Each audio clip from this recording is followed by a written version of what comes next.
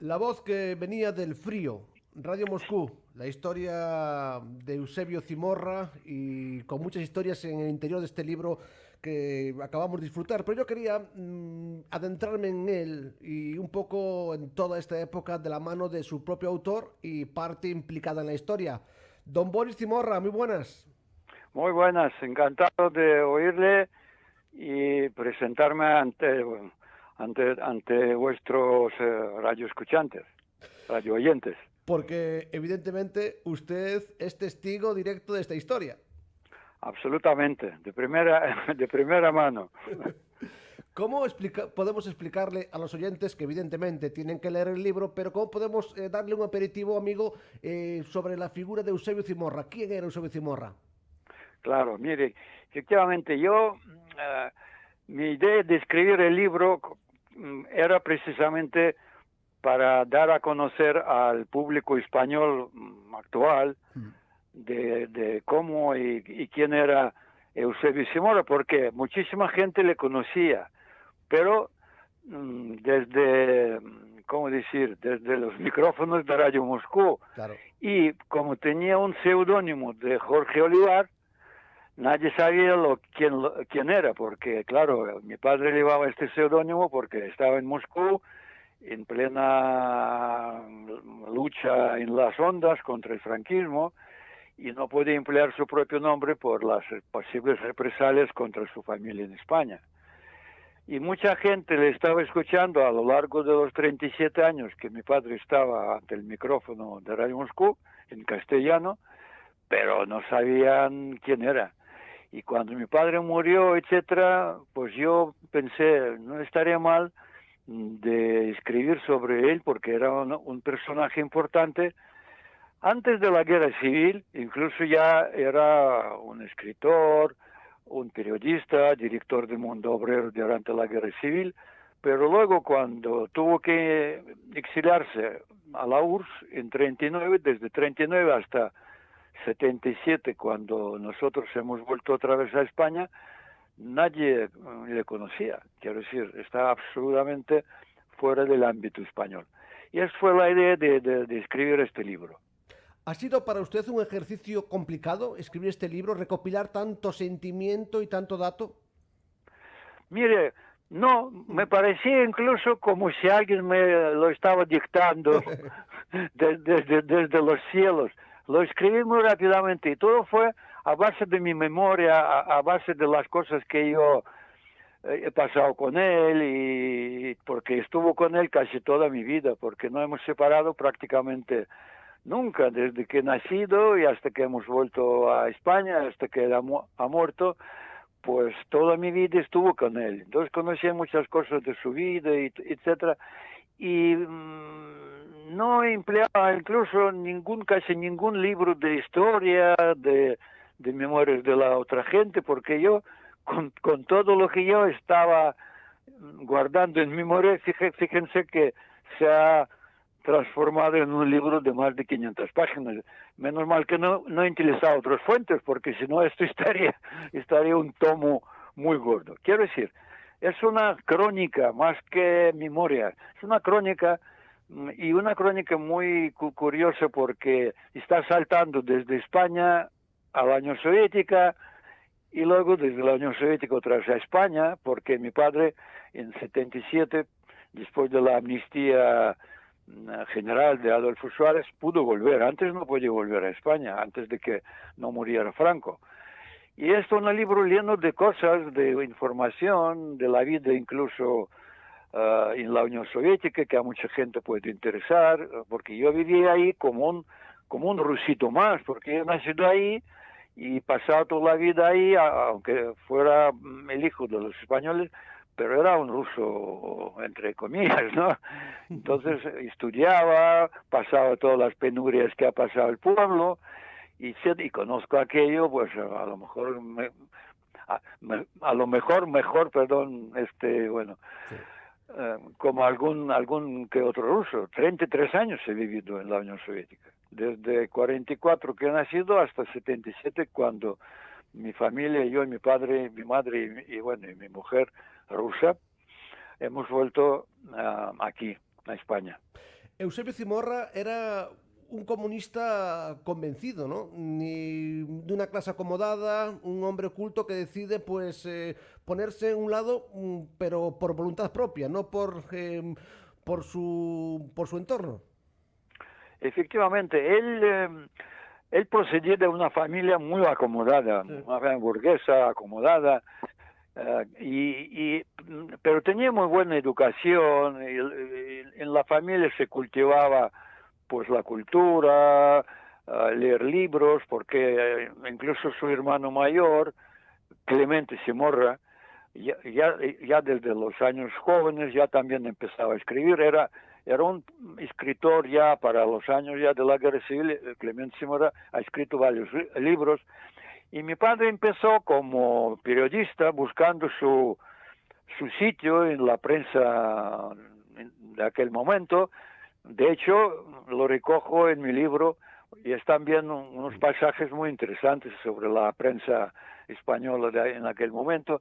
Entonces él pasaba de un periódico a otro, probando sus capacidades, era crítico teatral, le encantaba el teatro, era incluso crítico taurino, le encantaba toros hasta la muerte, estaba con los toros. Y bueno, toda esta cultura, etcétera, conocer bien las cosas al final, pero también desde su piedestal en una vida de un señorito, de una familia rica y acomodada, también estaba mirando y viendo perfectamente cómo se vive ahí más abajo, la clase pobre. Estaba viendo la diferencia enorme entre los ricos y los pobres, y como ha sido muy buena educación católica religiosa, por supuesto, etcétera, entonces empezaba a pensar de que no andaba todo bien, porque unos viven tan bien y otros tan mal, y entonces ya ahí intentaba buscar la fórmula de cómo arreglar las cosas, cómo hacer para que la gente no le separase tanta diferencia en la vida social, etcétera. Y poco a poco pues estaba entrando en todo lo que en aquel momento estaba proliferando como las ideas marxistas, ¿no? Y como también ha leído mucho al Marx, ha leído, no lo que le han comentado a alguien, era uno de los pocos que yo he conocido incluso durante mi época en Rusia, entre los españoles también exiliados ahí, miembros del Partido Comunista y de los soviéticos, etcétera. No mucha gente ha leído Marx como en su original, sino, bueno, lo que alguien describía sobre el Marx. Mi padre ha leído al Marx. Entonces le pareció que el marxismo, el comunismo, el socialismo, era una fórmula muy bonita y muy justa para arreglar este mundo. Y pensaba que precisamente podría crearse un paraíso terrenal, para eso no hace falta esperar para irse al cielo, ¿no? Y entonces le pareció unas ideas magníficas. La verdad que el comunismo como tal, como idea, etcétera, está bastante bien atractivo. Entonces mi padre empezó desde el joven a creer este comunismo romántico, este comunismo bonito, etcétera. Pero luego, claro, cuando ya empezaron los líderes del marxismo, el leninismo, el stalinismo y todo esto a aplicarlo en la vida real, ya no resultó tan romántico, no resultó tan bonito, resultó bastante sanguinario, bastante cruel, etcétera. Pero esto ya sería luego, ¿no? Pero en aquel momento un joven Eusebio, 23, 24, 25 años, periodista, porque escribía perfectamente, tenía una buena pluma, empezó a buscar su sitio y encontró en un periódico, que era el único en aquel momento, que era Mundo Obrero. Y empezó ahí, en el Mundo Obrero, y luego ya durante la Guerra Civil ya fue el director de este periódico. Y esto fue el comienzo de su periodismo combativo, como lo llamo, porque desde aquel momento y hasta que terminó en la radio Moscú en 77, él estaba combatiendo con su pluma, con su voz, por la libertad, por la democracia, contra el franquismo, y toda esta lucha toda esa lucha, pues 37 y tantos años. Por eso fue mi padre un buen periodista. Periodista era excelente porque es un detalle. En Radio Moscú se llegó a emitir en más de 50 idiomas, con lo cual había más de 50 redacciones, como se llamaba entonces. Redacciones según el idioma, ¿no? Sí.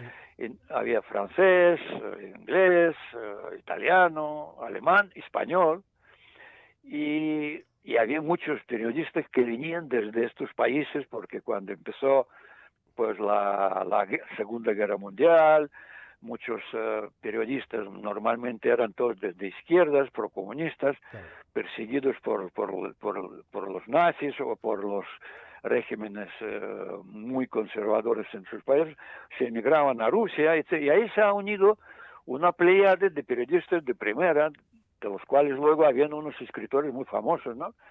Y entonces había un potencial intelectual y creativo muy, muy fuerte. Pero de toda esta pléyade, podría nombrar muchos hombres, pero puedo decir no menos de 50 destacados periodistas intelectuales de Europa Occidental. Pues de todos estos, el único que recibió, el único premio se ha creado ahí en la Radio Moscú, el micrófono de oro, ha recibido mi padre, curiosamente. Sí, sí.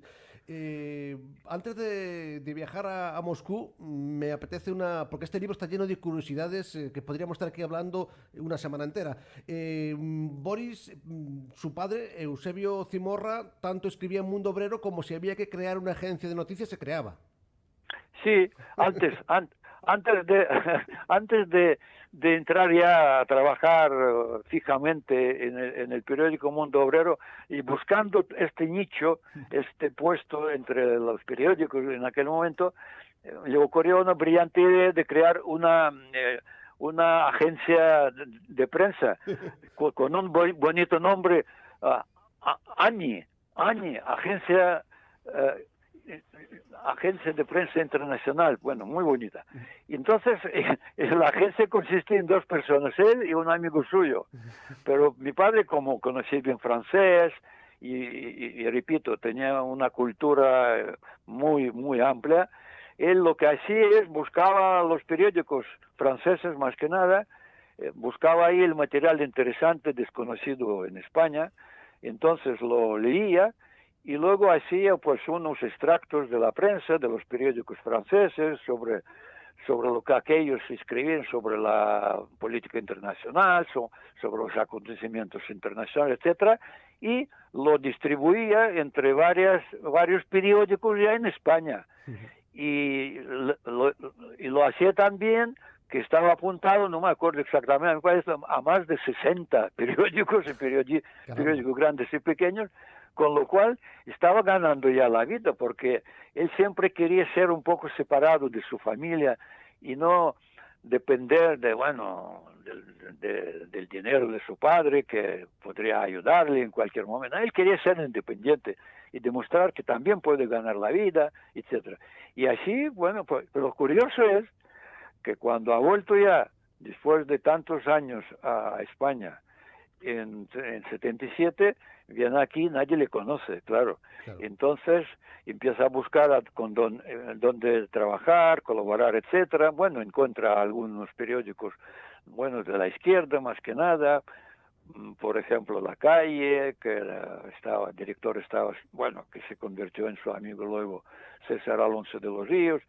Bueno, en este ambiente. Pero luego también dice, voy a crear otra agencia y voy ahora a hacer lo mismo, pero sacando la información de propia Rusia, de Radio Moscú y de los periodistas que ahí eran sus amigos, la mayoría, y voy a publicar aquí en España porque, claro, en aquel momento Rusia también empezó a ser pues un país de interés, porque empezaba poco a poco ya a desgranarse del stalinismo, etcétera, y luego ya pues con las reformas de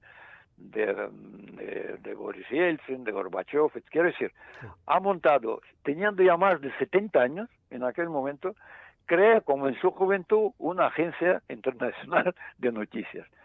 Eso hay que tener que tener mérito, hay que tener ánimo, hay que tener cabeza y hay que tener pluma. Tengo una curiosidad muy grande, que fue la curiosidad que me surgió desde que empecé a leer el libro.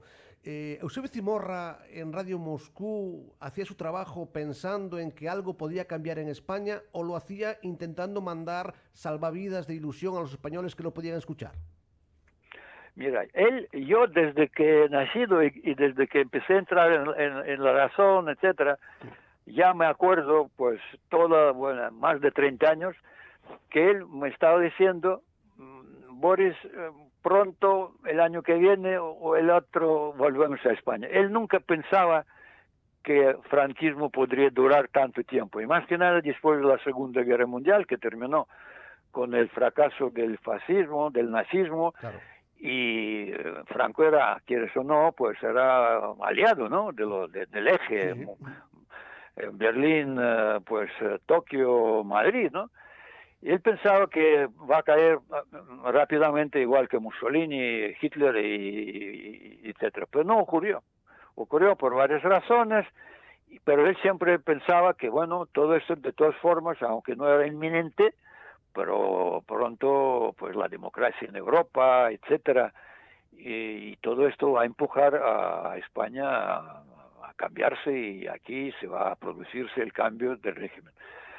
Entonces, él, ante los micrófonos de la Radio Moscú, hacía varias cosas. La más fundamental era llevar las noticias al propio pueblo español, que le podía escuchar en las ondas cortas, el mensaje de cómo era España en el mundo entero, como España estaba criticada por todo el mundo por su régimen. Y entonces todas las noticias que efectivamente la propaganda franquista ocultaba, y la censura, etcétera, todo este material que no podía leer y conocer el ciudadano español, él lo transmitía en sus artículos, en sus radio emisiones. Y esto fue, pues, fundamental. Luego también hacía cierta propaganda de lo que es comunismo, como era el país socialista donde él estaba viviendo, Moscú, hablando de igualdad, de que no había ni ricos ni pobres, que todos más o menos vivían igualmente, etcétera, sin profundizar mucho, porque hay que decirlo que en aquel momento el que más tocaba esta vida real, comunista, socialista, soviética, era yo, porque él estaba como en una burbuja, porque trabajaba en Radio Moscú y le encantaba su trabajo, pero en Radio Moscú, donde él hablaba, él no conocía ruso, incluso no quiso conocerlo a fondo, porque pensaba que el ruso, por muy rico, etcétera, un idioma de una riqueza impresionante, pensaba que si empezara a estudiarlo bien, que le va a, ¿cómo decir?, a contagiar y algo manchar, entre comillas, su castellano genuino. Quería conservarlo porque era su única arma de verdad, ¿no? Y entonces entendía lo que hablaba en Europa, pero nunca ha intentado de estudiarlo y hablar, y etcétera, bien. Entonces esta burbuja donde él hablaba español, la gente que le rodeaba tampoco querían hablar ruso con él, quería hablar con él en español para aprender el español genuino, porque eran periodistas rusos que han terminado sus facultades de traducción, etcétera, y buscaban que mi padre, cuando estaba redactando sus traducciones del ruso, por ejemplo, al español, los discursos de los líderes soviéticos o de cualquier otro autor, estaban mirando cómo él estaba corrigiendo todas estas traducciones al castellano. Y entonces él vivía un poco, ¿cómo decirte?, en un filial español en Radio Moscú. Y como trabajaba ahí día y noche, no tenía contacto directo con la vida real en Moscú. Mi madre se ocupaba de todo lo que era llevar la casa, ir al de compra, etcétera. Por eso él no necesitaba ruso.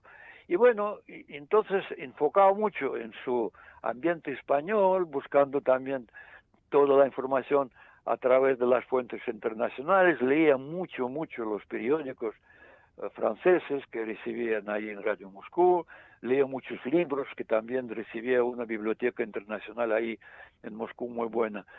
Estaba al tanto de todos los autores españoles, etcétera, más que nada a los que el régimen no quería que publicaran. Quiero decir, estaba en su ambiente hasta en Moscú como si fuera en España. Entonces todo lo que él decía era verdad. Claro. Hay que señalar para las personas a lo mejor más jóvenes que en aquel momento no eran épocas de internet ni nada por el estilo, es decir, buscar información era más complicado, era una tarea ardua. Muchísimo más complicada. Por eso la gente lo único que podía o leer los periódicos. Había un momento cuando en la Unión Soviética, bueno, y también creo que en España, no había la tele apareció bastante más tarde. Entonces había o la radio o periódicos. Y bueno, la gente que trabajaba en los medios, claro, tenía un poco unos instrumentos un poco más sofisticados como teletipos o algunas cosas más. Había una especie de radioescuchas que cuando especialmente escuchaban determinados, técnicos, lo que hablaban otras radios de los demás. Quiero decir, mi padre recibía la radioescuchas de radio de España y estaba perfectamente viendo y oyendo lo que estaba emitiendo la radio española, ¿no? Y entonces, claro, estos tenían un poco información más sofisticada, pero el pueblo llano, el pueblo de a pie o radio, incluso si querías escuchar Radio Moscú tendrías que tener radio que podía captar ondas cortas, porque a las distancias que separaban Moscú de Madrid, casi 4.000 kilómetros, las ondas medias y largas no eran las ondas que podían llegar a los receptores de España. Entonces, pues esto fue, bueno, y ya no le digo que era una verdadera lucha durante la Segunda Guerra Mundial de las radios de todo el mundo entre el fascismo y el comunismo. Claro. Era Eusebio Zimorra, le consta a usted que sabía que en España sus palabras tenían eco, tenían difusión, o simplemente era un aventurero que lanzaba su botella al mar. No, mira, no, estaba perfectamente, ¿cómo decir?, al tanto, porque recibí muchas cartas. Ahí en Radio Moscú, en cualquier redacción, tenía un departamento que se dedicaba a recibir cartas de los oyentes. Y según esas cartas que estaban llegando a Moscú de diferentes países, pues se midía un poco al estilo de entonces cómo fue pues la recepción, etcétera, etcétera. Incluso tenían una especie de colaboradores que desde cualquier sitio, incluso desde propio Madrid, podían mandar por medios lo que ellos disponen, cómo se estaba escuchando, qué calidad de voz, etcétera, y luego las cartas de los oyentes. Las cartas de los oyentes desde España venían muy raras, porque claro, aquí había una censura y la gente que escuchaba Radio Moscú a veces al escondite, ¿no?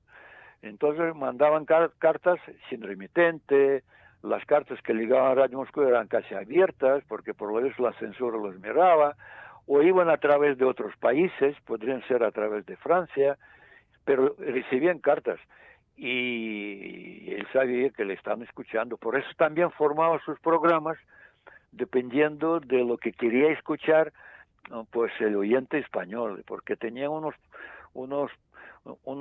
emisiones muy buenísimas, que por ejemplo sobre los mismos títulos lo dicen. Por ejemplo, una que era de muy buena difusión y recibe muchas cartas, que se llama Carta a Juan.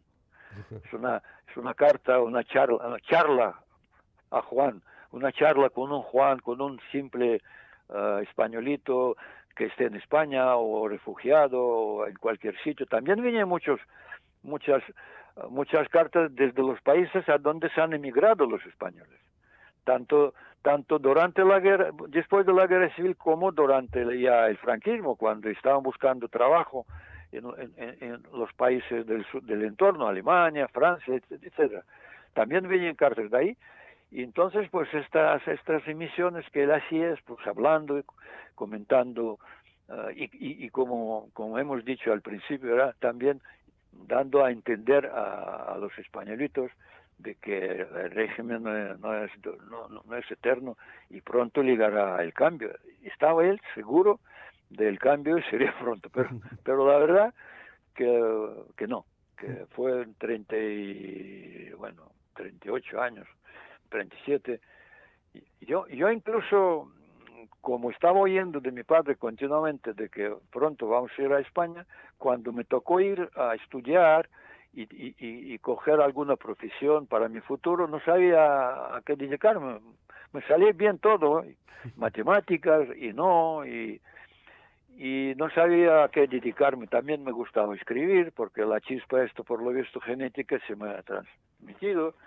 Y entonces le pregunté a mi padre, cuando volvemos a España, ¿a qué me voy a dedicar? ¿A qué te parece tengo que prepararme? Y me decía, quiero ser también periodista como tú, porque él para mí era un gran ejemplo, ¿no?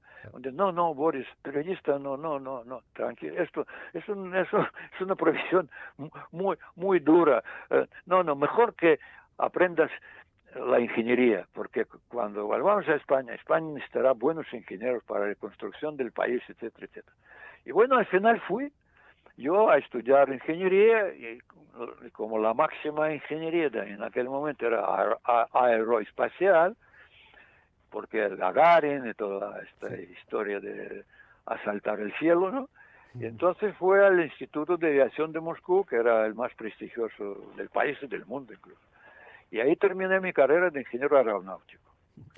Pero luego, por circunstancias ya que también explico en el libro, no he podido trabajar en Moscú, y entonces tuve que ir trabajando como un simple ingeniero en un sitio que no tenía nada que ver con aviación ni con Gagarin. Y una vez aburrido ahí yo, dije a mi padre, mira, mientras estamos esperando la vuelta a España y como estoy viendo que no es tan pronto, quisiera cambiar de profesión, quisiera al final escribir, ser periodista, etcétera. Y entonces él me dijo, bueno, si quieres no sé qué, y me ayudó a entrar en Radio Moscú, en la redacción latinoamericana, porque entonces había una gran redacción latinoamericana que se dedicaba explícitamente a emitir para países latinoamericanos, aparte a España y Portugal. Y bueno, y al final trabajé 4 años y medio en Radio Moscú hasta que por fin murió el dictador y hemos podido volver a España. Y ¿Cómo, curioso, sí. digo, perdone que le interrumpa, pero cómo no podía dejar escapar este momento? ¿Cómo vivió su padre, cómo vivió usted la muerte de Franco? Mira, mi padre con gran entusiasmo y con una esperanza que por fin se ha cumplido. Yo, y un poco confuso, por un lado viendo la alegría de mi padre, también me estaba alegrando, pero ya sabía que desde aquel momento mi vida va a cambiar 100%. Y yo tenía ya 33 años cuando volvimos. Cuando murió Franco tenía un poco menos, 31 o 32. Y que mi vida va a cambiar totalmente, porque con 2, 3 años Sí. tú ya estás formado, ya estaba formado ya. Allí tenía mi trabajo, incluso varios trabajos, porque trabajaba yo no solo en Radio Moscú, sino colaboraba con varios periódicos, ganaba bastante dinero y vivía bastante bien. Y claro, en 33 años cambiar la vida totalmente, pues me creaba un poco este miedo lógico, ¿no? Pero bueno, hemos vuelto y la verdad hemos pasado bastante, entre comillas, mal primeros años aquí, porque hemos venido sin trabajo, ni yo, ni mi padre, ni nadie, teníamos que alquilar un pisito, la familia, bueno, intentaba ayudar, pero tampoco, y mi padre no quería que le ayudara a nadie, bueno, sus cosas, etcétera. Bueno, pero la única cosa que nos salvó de la miseria, a mí a 33, a él a 70 años, fue curiosamente la ley de amnistía, primero de la ley de amnistía de Adolfo Suárez, y luego esta ley, también dentro de esta ley de amnistía, que a todos los españoles que por la culpa de la guerra civil tuvieron que exiliarse por el mundo y luego querían regresar a su país natal, podrían recuperarse en aquellos trabajos y sitios de trabajo donde ellos trabajaban antes de la que empezara la guerra.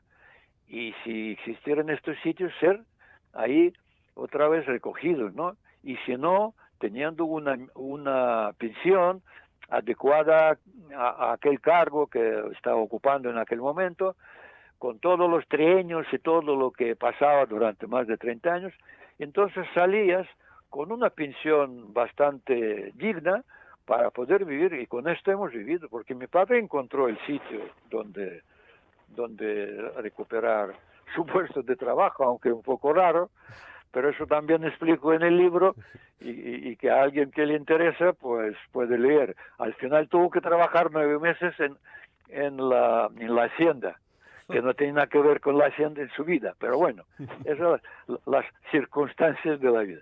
Y hemos podido vivir pues estos años hasta que yo también encontré mi trabajo, etcétera, vivir bastante dignamente, bueno, contando toda la pesetita, pero vivir.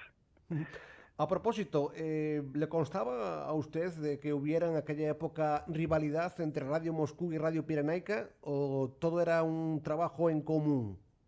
No, mira, eran dos radios totalmente diferentes. Radio Moscú era una radio soviética, radio de la Unión Soviética. Y la redacción española era una parte de Radio Moscú de la Unión Soviética. Mientras Pirenaica era una radio del Partido Comunista de España. Y lo dirigían, pues, entre Dolores y otros dirigentes. Era como decir, el micrófono del Partido Comunista de España. Y sus programas eran el enfoque ideológico, el enfoque de lucha, el enfoque del comunismo puro y duro. Quiero decir, tenía poca semejanza a esta radio múltiple que tenía Radio Moscú. Radio Moscú no solo, la redacción española, no solo hablaba y no solo era simple lucha contra el franquismo, eran mucho más cosas.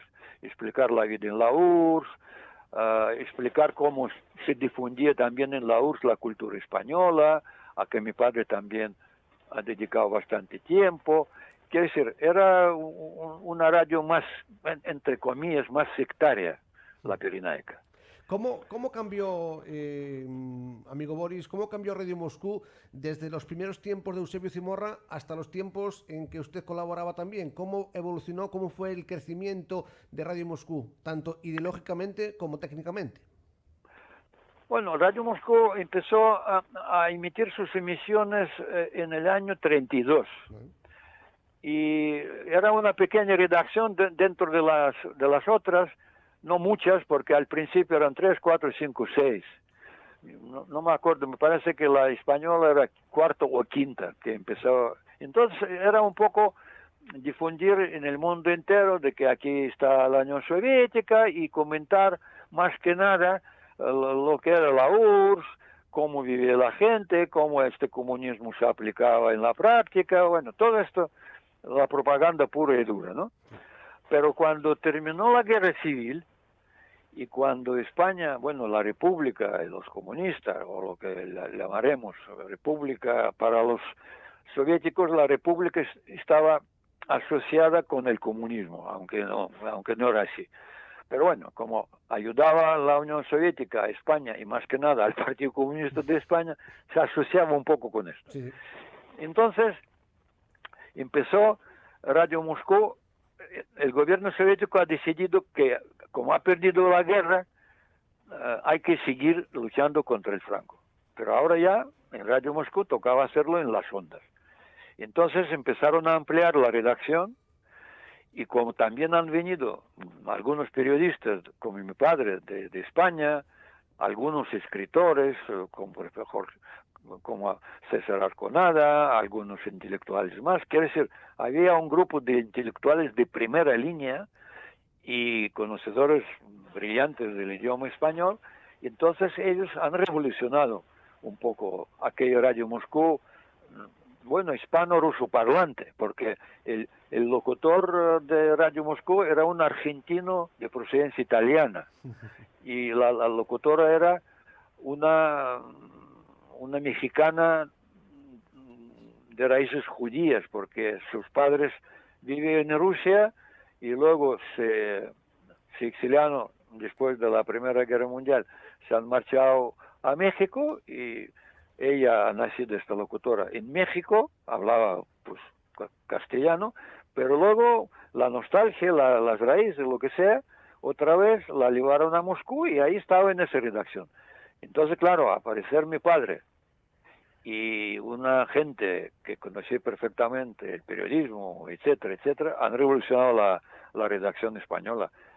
Y ya durante la Segunda Guerra Mundial han demostrado que eran capaces de luchar de verdad, no solo ahí contra el franquismo, sino contra las radios alemanas, porque también era muy ramificada, radio de Hitler, radio no sé cómo se llamaba, también llegó a emitir en más de 30 o 40 idiomas. Entonces la competencia era fuerte. Y bueno, y después ya de la guerra, esa redacción iba cada vez creciendo porque aparecieron los países latinoamericanos con miradas también al socialismo soviético. Entonces llegó el momento cuando una redacción española sola no daba abasto. Entonces empezaron a crear como si fueran secciones. Entonces se ha creado una gran redacción para América Latina y que emitía a muchos países latinoamericanos. Y cuando surgieron los fenómenos como de Cuba, se abrió dentro de la redacción latinoamericana una redacción, subredacción para Cuba. Caramba. Y luego, cuando surgieron los fenómenos de Chile, de Allende y todo aquello, Sí, sí. entonces se creó otra subredacción que se destinada a Chile, que se llamaba así, Escucha Chile. Quiero decir, iba creciendo este núcleo latino hispano parlante dentro de Radio Moscú y era un ejemplo para muchas otras redacciones que eran, bueno, menos pequeñas porque tenían otros conceptos. Quiero decir que pues, Radio Moscú en castellano, ahí en Rusia, ha jugado un papel muy importante. No, Ya va usted, lo tengo secuestrado desde hace 38 minutos, pero no quería finalizar, amigos, sin dos preguntas, solo dos preguntas más. Los medios de comunicación han cambiado, pero los objetivos de los poderes, de los gobiernos, son prácticamente idénticos. sí, no, hombre, claro, claro, vamos a ver, la propaganda, Claro, en buen sentido y en mal sentido, exacto. sigue siendo el instrumento de gobernar. En todo, claro, todo depende, el instrumento es más abierto o más cerrado según el que esté en el poder.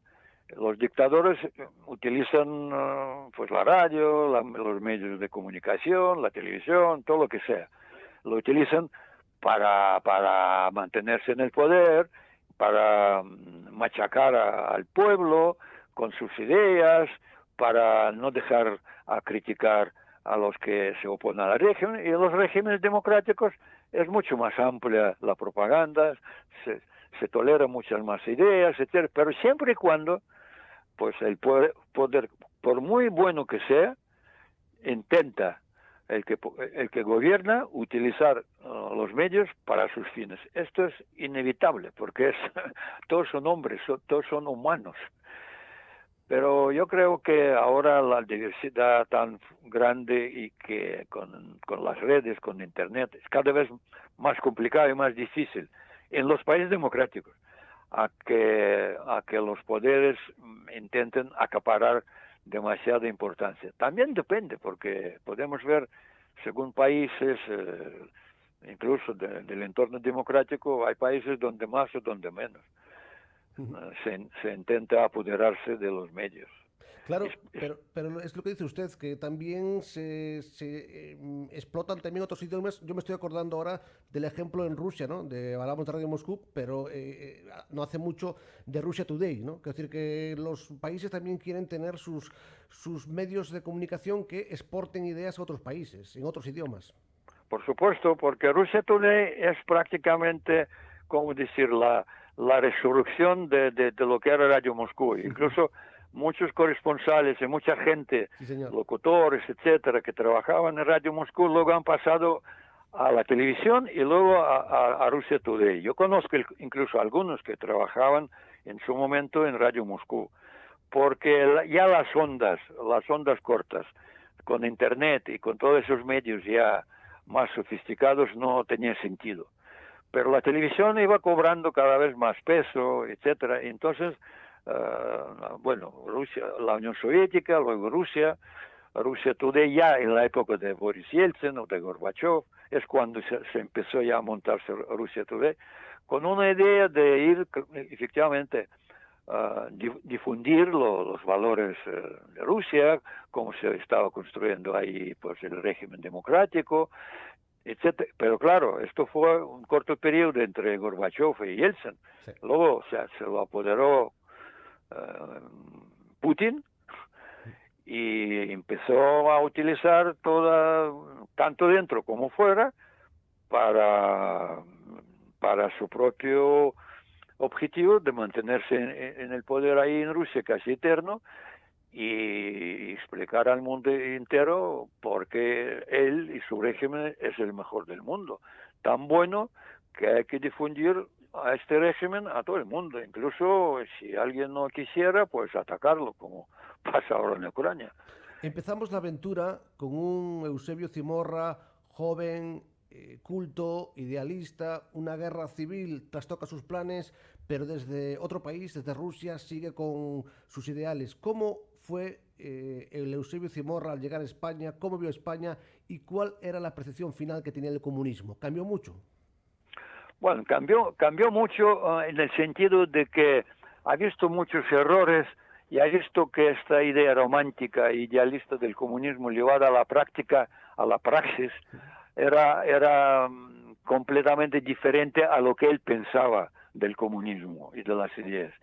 Y más que nada destacaba que él pensaba que en el comunismo la libertad, etcétera, sería el instrumento principal, porque la dictadura franquista o la dictadura de Primo de Rivera y todas eran dictaduras que él pensaba que el comunismo sería al revés, pero jamás podía imaginar que el comunismo se va a transformarse en unas dictaduras más sangrantes y peores todavía, claro. Entonces él estaba muy decepcionado y avergonzado a veces incluso con esta praxis del comunismo. Pero las propias ideas, esas ideas del respeto, de igualdad, de libertad de expresión, etcétera, siguen siendo en su corazón. Pero después de todo este periplo de casi 40 años, viviendo también en otro tipo de la dictadura, viniendo a España, estaba muy impresionado con que a pesar de que estaba luchando contra el franquismo, etcétera, España ha evolucionado mucho. Y él cuando vino, pero ya estaba viniendo con la idea, porque estaba enterado de muchas cosas por la prensa que recibí, etcétera, que España estaba evolucionando. Y cuando ha venido ya después de la muerte de Franco y ha visto qué bien y qué rápido España empezaba ya a coger la batuta de la democracia, él se apuntó a que tenemos que ahora ser diferentes, más conciliadores, menos lucha de clases, menos de marxismo, más del sentido común, del respeto, etcétera, y por eso poco a poco y bastante lejos ya aquí en España se alejó del Partido Comunista. Ya aquí dejó de visitar pues la sede, dejó de pagar sus cuotas. Aquel comunismo para él fracasó y no quería repetirlo. y no quería seguir ni lucha de clases, y esto fue lo que yo he visto, que él pensaba a los años que le quedaba disfrutar por lo menos de algo de la democracia en su propia España, por la que sí él luchaba. Él luchaba, cuando luchaba contra el franquismo, etcétera, él luchaba por la democracia, no por el comunismo como tal. Y al venir y al ver que España rápidamente, ya en 98 ya tenemos una constitución casi un año y medio más tarde de nuestra llegada, él estaba asombrado como el pueblo ha reaccionado y estaba ansioso de formar aquí un país democrático, libre, etcétera. Y con esta imagen, Dios le regaló todavía más de 20 años en la España democrática. Por todo lo que ha sufrido, el Dios Todopoderoso, que ve a los buenos y a los malos, le regaló un tercio de su vida, como la corrida de toros que tanto le gustaba. Era la tercera vuelta, la vuelta a la democracia. Para terminar, agradeciendo su colaboración, la verdad tengo que confesar que he disfrutado muchísimo en esta conversación, pero me gustaría terminar hablando del autor del libro, de Boris Zimorra. ¿Cómo vivió usted estos años en España? ¿Cómo fue su vida? ¿Cómo es su vida? Para concluir un poco esta conversación, amigo. Mira, bueno, nosotros cuando vinimos, ya he explicado que vinimos bastante,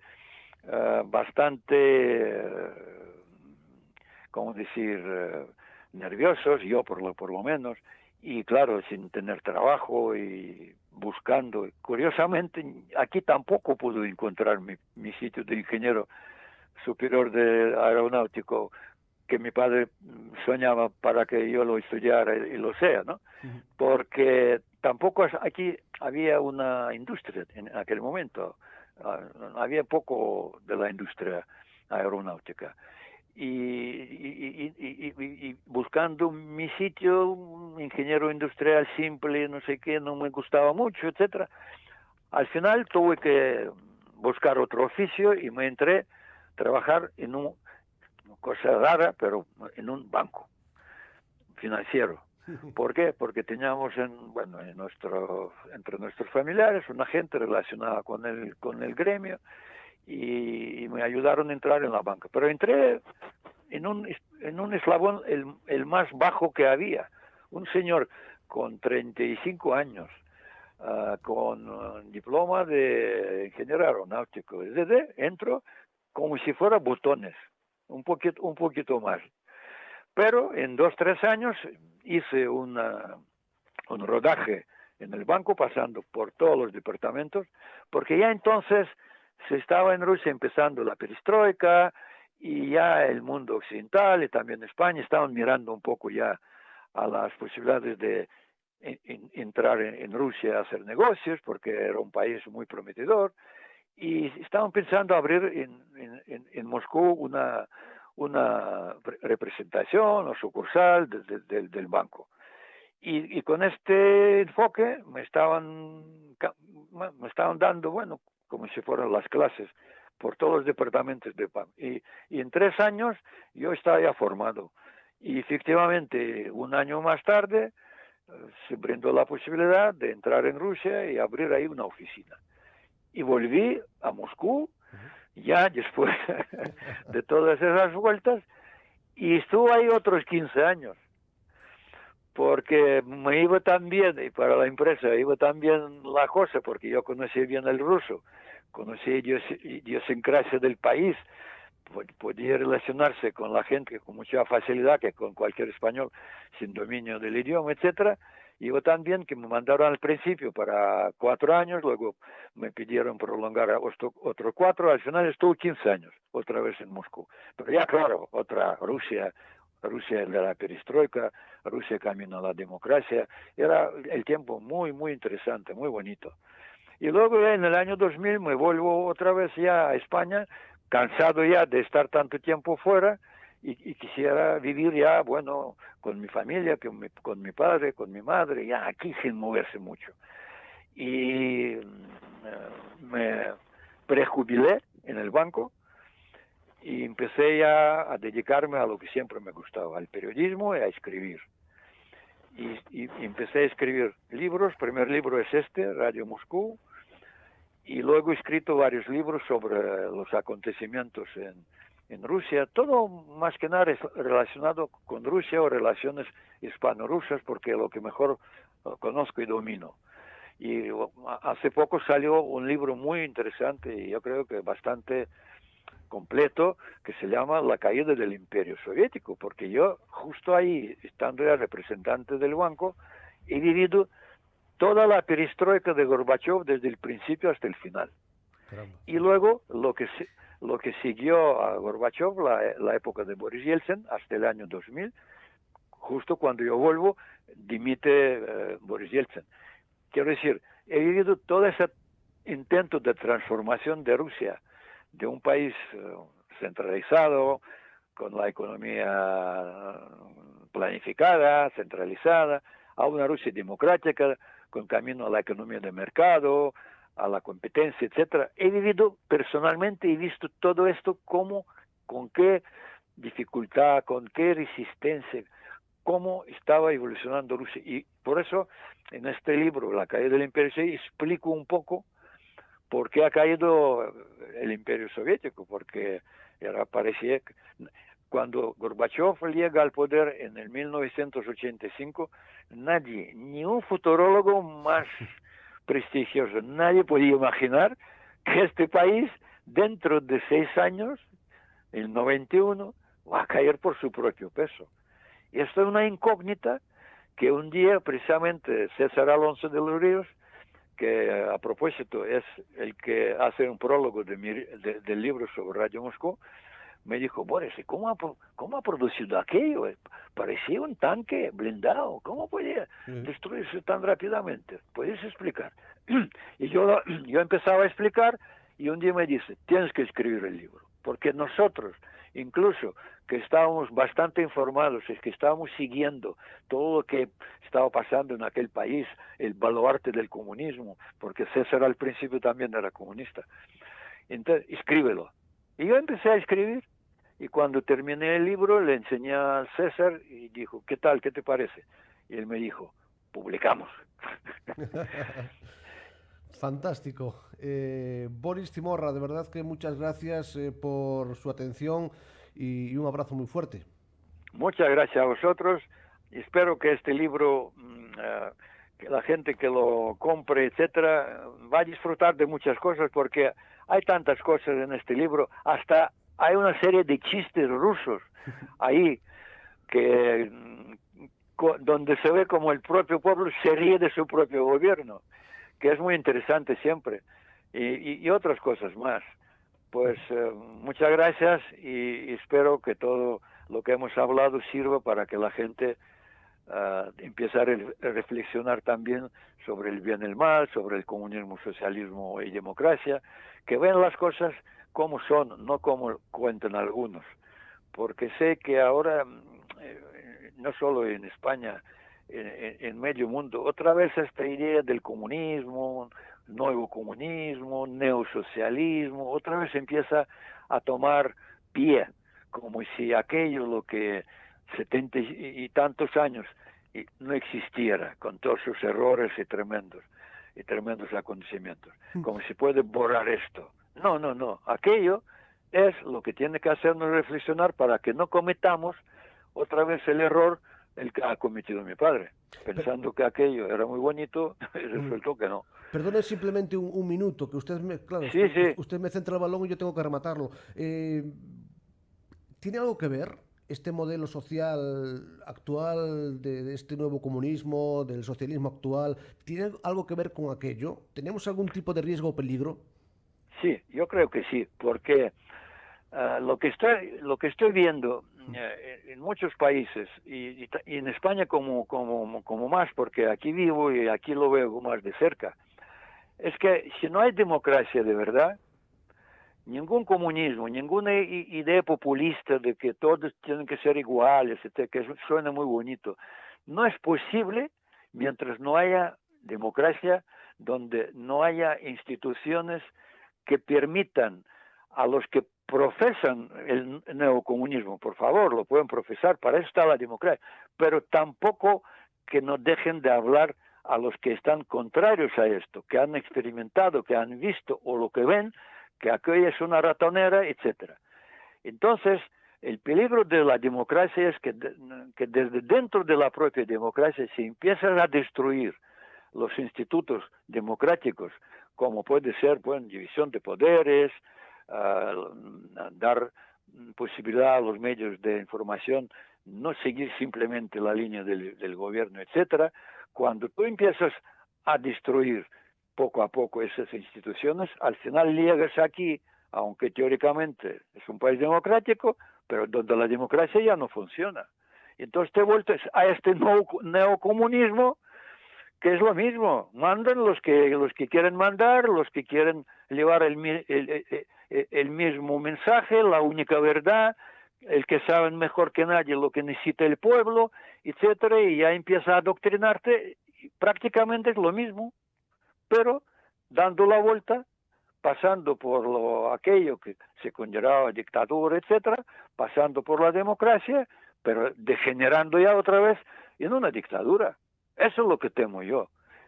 Y lo estamos viendo, no solo en España se ve, en otros países se ve también, este fantasma del comunismo, como hablaba Marx en su momento, en su manifiesto, otra vez empieza fantasma buscar su sitio para realizarse, ¿eh?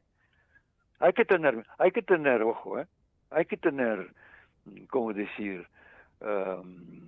Mucho sentido. Hay que leer, hay que mirar, no hay que escuchar solo lo que dicen. Mirar los hechos. Por los hechos te juzgaré, ha dicho, ¿no? El Dios Todopoderoso, ¿no? Pues por los hechos. Y los hechos nunca puedes engañar, porque los hechos no se engañan. ¿Son o no son? Caballero, que Dios lo bendiga. Muchas gracias. Igualmente, a vosotros, a todos. Muy buenas noches a todos. Gracias. Aquí estaba con nosotros en esta entrevista, en este podcast especial, en La Voz que venía del frío, Radio Moscú.